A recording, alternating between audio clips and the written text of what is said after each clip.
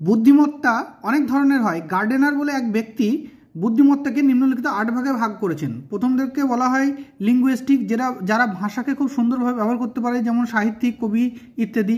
Logical, যারা logic খুব ভালোভাবে ইউজ করতে পারে, যেমন সায়েন্টিস্ট।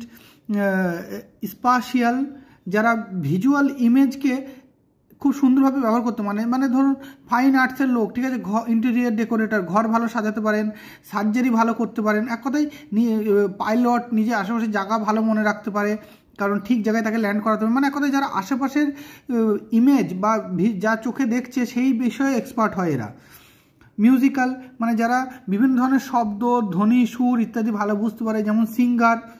বডি কাইনেস্টিক, মানে হচ্ছে এরা যাদের বডির উপর খুব ভালো নিজের গ্রিপ থাকে, যেমন ড্যান্সার, জিমনাস্টিক ইত্যাদি। ইন্টারপার্সোনাল, এরা হচ্ছে ইন্টেলিজেন্স হচ্ছে সেই ধরনের ব্যক্তির মানুষরা যারা পরের ফিলিং বুঝতে পারে, পরের দুঃখ কষ্ট ইত্যাদি বুঝতে পারে। সমাজসেবীরা এই ধরনের হয়। ইন্ট্রাপার্সোনাল, এরা হচ্ছে এমন ব্যক্তি যারা নিজের সম্বন্ধে খুব ভালোভাবে জানে, ঠিক আছে। আধ্যাত্মিক ব্যক্তি, মানে সেলফ অ্যাওয়ারনেস এদের মধ্যে আছে, গৌতম বুদ্ধ বলা যেতে পারে।